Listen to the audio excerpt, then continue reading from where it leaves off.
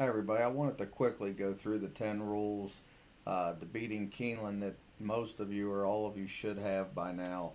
So let's get into this quickly.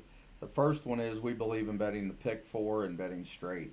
I don't believe in betting exactas and tries and things like that. I understand if that's what you like to do, but my system has been very simple. I bet about $500 worth of pick fours each day, and then I back that up with some straight bets on our key horses, our star plays, and over the years it's proved very effective. So that's what I like to do. I just want to go through the stats real quick. This is over the last several meets. The two stars are 28%, three 41%, four 44%, five 55%. And as you know, we don't have many five-star plays, but at Keeneland we do have a few more usually than normal meets.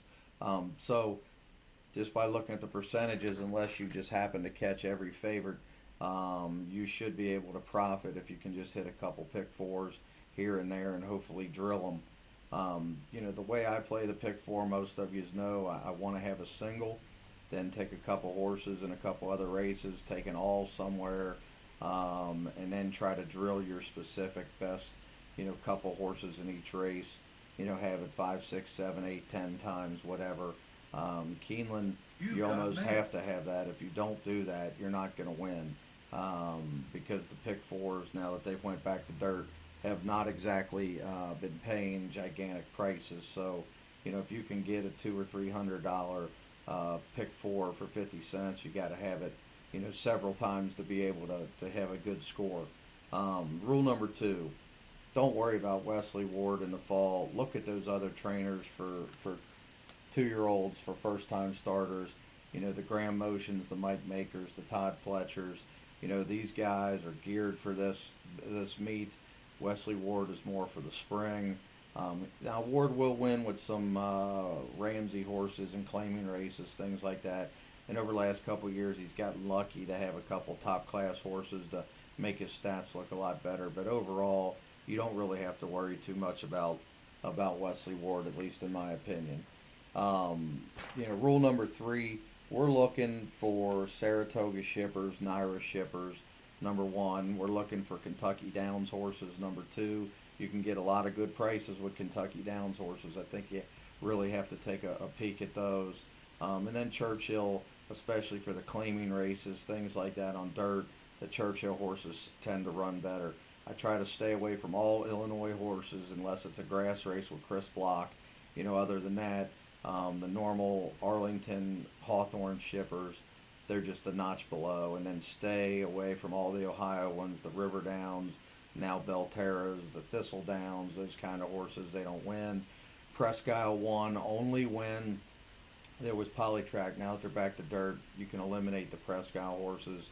And then, of course, 99% of the California horses you can eliminate. You can take a few of them in the bigger races on dirt, but the turf horses are an automatic pitch, and we'll get to that in a minute.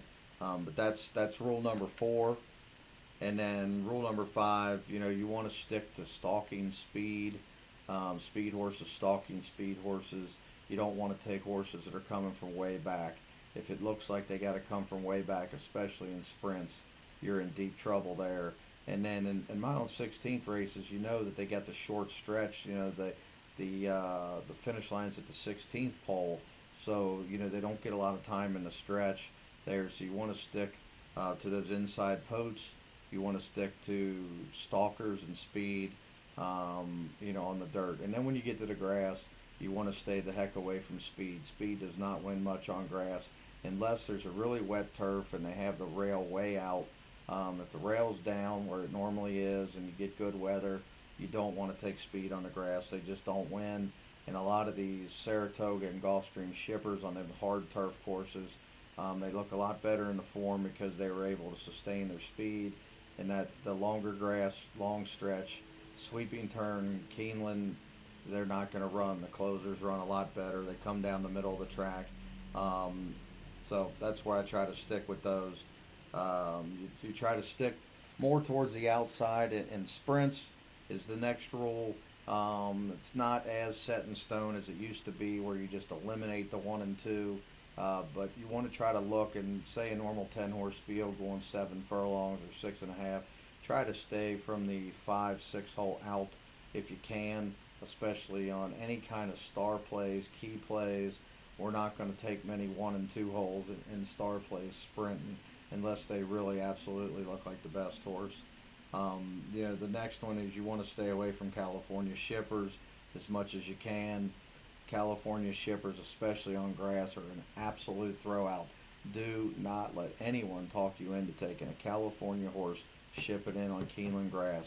They do not win. Now, eventually we'll get burned with that, but when we do get burned, we'll be 1 for about 100 by the time they finally win one. So I would say look at those Euro horses shipping in the big races. Look at the Naira shippers. Look at the Gulfstream shippers. If Chris Block has a horse from Arlington, that'd be the only way I would take those. You want to stick with the top trainers and owners. That goes without saying. But Todd Pletcher has really come on now that they went back to dirt, where it used to be he'd only send his garbage here. Now he's really starting to send his good horses here. They're starting to run big. He had a big fall meet, had a good spring meet. Mike Maker has had a decent time since Pletcher's focused. Chad Brown on the turf for sure down here. The dirt not so much, but he's sending a lot of really good horses down here on the turf. Mott, the classier trainers with the classier horses, Motion, they tend to win a lot of these races down here because they're sending their A-team, and when they send their A-team, you got to really pay attention. And then the last rule, you don't want to worry about layoffs. I know a lot of guys get all worked up, and my dad's one of them. He gets all worked up with, he hasn't run in 6 months. This one hasn't run in 3 months, 4 months.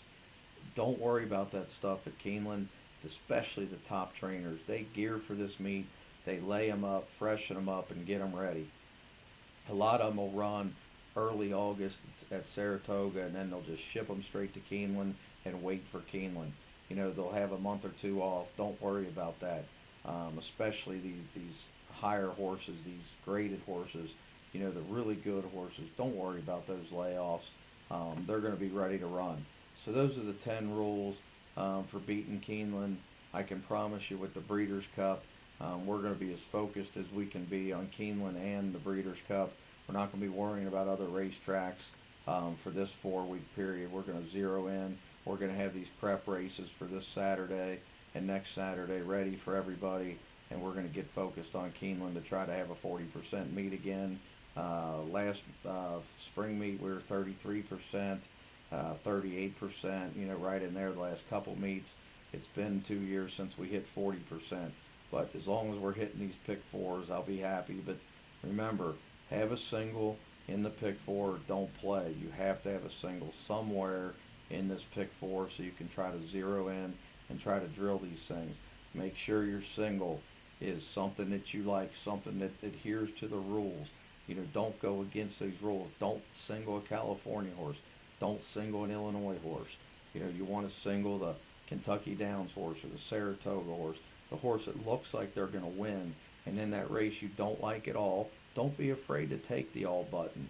It doesn't cost that much. 1 times 3 times 3 times all, might be $45 or so.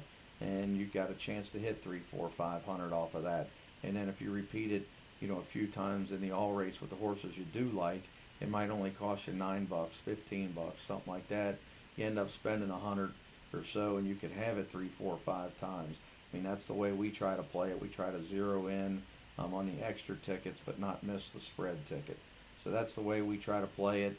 Tried to keep this under 10 minutes for everybody. Good luck at Keeneland, and we'll be passing on more videos as we go along.